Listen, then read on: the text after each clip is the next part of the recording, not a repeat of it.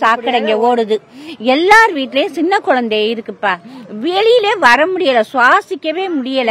இந்த இடத்த விட்டு அந்த இடத்துக்கு போக முடியல. ஒரு இடத்துக்கு போக வர நேரத்துல என் மயனுக்கு முடியல. ஆஸ்பத்திரிக்கு ஆட்டோ பிடிச்சி 200 ரூபா போறேன். இதுல கால் வைக்கவே அருவருப்பா இருக்குப்பா. இந்த இதுல இருந்து அந்த ஓரத்துக்கு போக முடியல, அந்த ஓரத்துல இருந்து இந்த ஓரத்துக்கு போக முடியல. வீட்டுக்குள்ள இருக்கவே முடியல. ரொம்ப நாட்டமா இருக்குப்பா. இது வந்து தினசரி இதே இப்படியே தான் கிடக்கு, நிரந்தரமா இருக்கு. இது இன்னைக்கு நாளைக்குன்னு இல்ல, ஒரு வருஷத்துக்கு ஒருக்கா 2 வருஷத்துக்கு ஒருக்கானா இல்ல, நிரந்தரமா இப்படியே சாக்கடை தண்ணி கிடக்குதுப்பா. நான் சென்னையில இருந்து ஹார்ட் ஆபரேஷன் பண்ணி இங்க சுகாதாரமா இருக்கலாம்னு வந்தேன். ஆனா இந்த சாக்கடையில கிடந்து முடியாம போச்சு. தினா எனக்கு 500 ரூபா கொண்டு டாக்டர்கிட்ட போக வேண்டியது. இதுல என்னதான் ஒரு முடிவு? 12,500 ரூபா வரி கட்டுறோம்.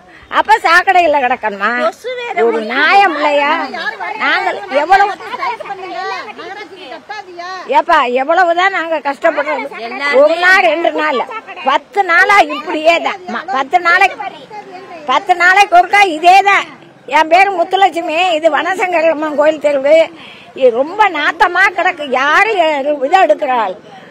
எம்சி எல்லாம் கூட்டியாந்து காமிச்சு பொறுமையா இருக்கலாம். என்ன பொறுமையா இருக்க? சாக்கடையில பொறுமை, மத்ததுல என்ன தேவல. வீட்டுக்குள்ள இருக்கணும்னு நினைச்சாலும் இந்த ஸ்மெல் வீட்டுக்குள்ளே எங்களை இருக்க விட மாட்டேங்குது. எங்க பிள்ளைகளை நினைச்சா எங்களுக்கு ரொம்ப பயமா இருக்கு. இது எங்களால ஸ்கூலுக்கு அனுப்ப முடியல, திருப்பி ஸ்கூல்ல இருந்து திருப்பி கூப்பிட முடியல, அவங்களை வெளியில போக சொல்ல முடியல. எங்களால இயல்பான வாழ்க்கை வாழ முடியல. இந்த இடத்துல இருந்து அந்த இடத்துக்கு போக முடியல. அங்க இருந்து எந்த வண்டி வந்தாலும் இந்த தண்ணி எங்க ஏரியாக்குள்ள போகுது. இது என்ன தண்ணி? ஒரு வீட்டு 2 வீட்டோட தண்ணியா? இந்த தெருவுல உள்ள எல்லா வீட்டோட எல்லா தண்ணியும் ஓடுது. எங்களால இயல்பான ஒரு லைஃப ரன் பண்ணவே முடிய மாட்டேங்குது. இதுக்கு ஒரு சொல்யூஷன் வேணும் எங்களுக்கு.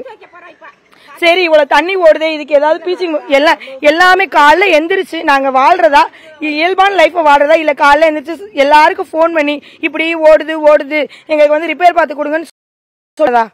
சொல்லுங்க. எங்களால இருக்க முடியல. இதுல வந்து தண்ணி மட்டும் ஓடுது இல்ல, அதுல வந்து கொசு வந்து உட்காருது. அதுக்கு மேல நிறைய பிரச்சனைகள் வருது.